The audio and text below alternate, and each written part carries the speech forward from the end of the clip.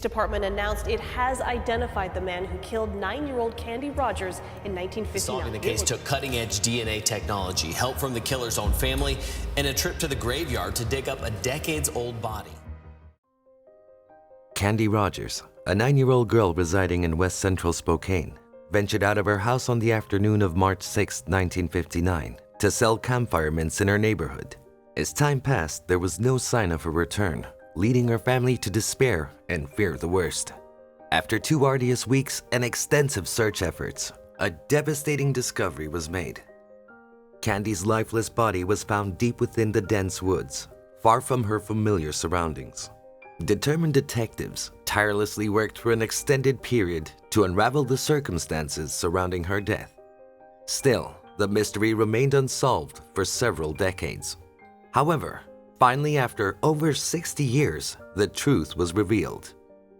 What exactly happened to Candy? Did she become lost in the woods? Was she attacked by a wild animal, or did something even more sinister befall her? Let's have a look at the oldest cold case finally solved. This is Candy Rogers' case.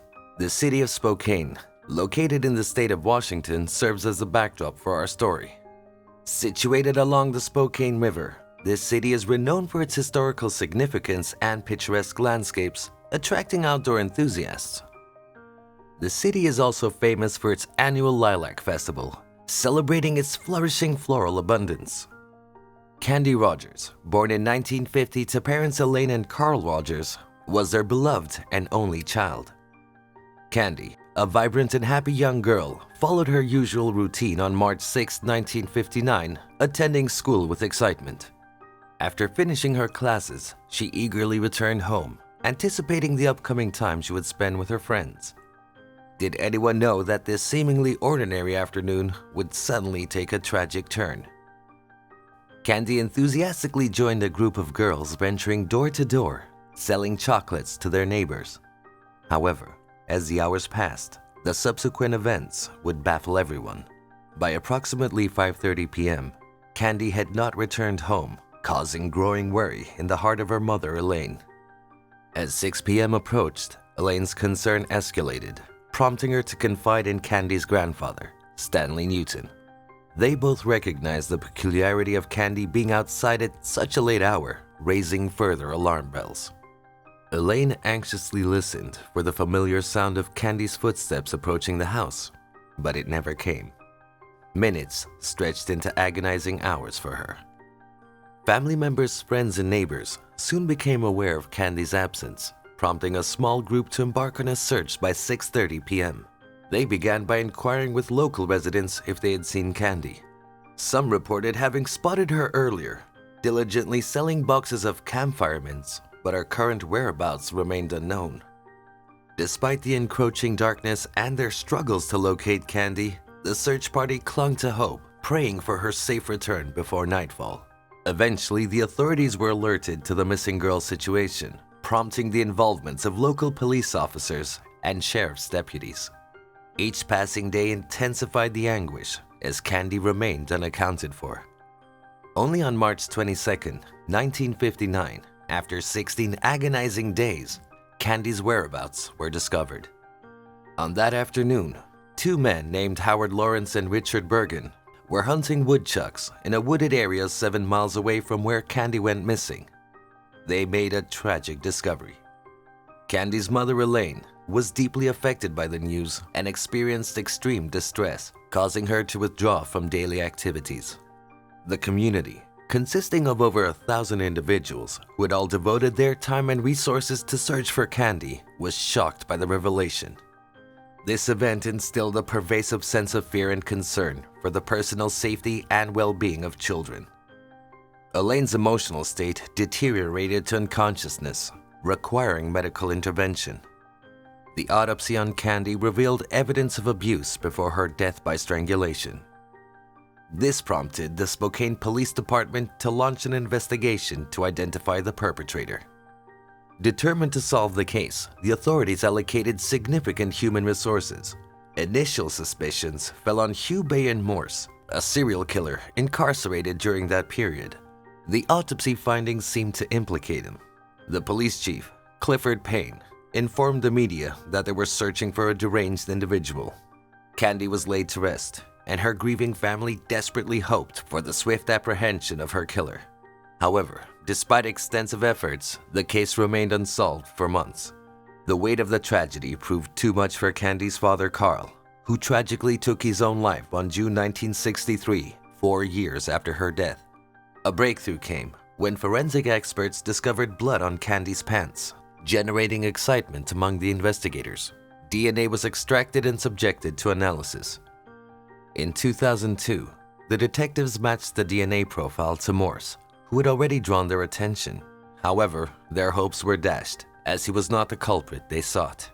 Years passed without significant developments, and in September 2006, Candy's mother, burdened by sorrow, passed away at 82. Unfortunately, she never learned the identity of her beloved daughter's killer. In 2017, when forensic genetic genealogy was gaining prominence as an advanced crime-solving technique, she had already passed away. This method combines DNA analysis and genealogical research to solve cold cases and locate missing individuals. The detectives decided to employ this technique to uncover the truth behind Candy's murder. Taking charge of the case was Brittany White, a forensic scientist working in the Crime Laboratory Division of the Washington State Patrol. She took on the task of re-evaluating a DNA sample that had been kept in a freezer since 2001, aiming to confirm its compatibility with the original offender's DNA profile. After thorough examination and validation, a diagnostic analysis was conducted to assess its potential for use in forensic genetic genealogy. Regrettably, when the sample was sent to a private investigative lab, they encountered difficulties due to the degraded state of the DNA, which had deteriorated over time. This setback left the detectives feeling deeply disheartened, their sorrow becoming increasingly difficult to conceal. However, luck smiled upon them after a year, as they discovered a laboratory named Othram in Texas that specialized in working with degraded DNA samples like Candy's. Brittany contacted them to determine if Candy's case qualified for their services. Upon confirmation, she sent them a small amount of the remaining DNA sample for testing. 6 months later, the lab responded, bringing new hope to the investigation. 3 individuals, John Andrew, Terry Hoff, and another brother, were initially considered potential suspects. However, it was discovered that all 3 had passed away many years ago. Further investigation revealed that one of the brothers, John, had a daughter named Kathy. Detectives decided to approach Kathy and requested a DNA sample from her to compare with the suspect's DNA profile.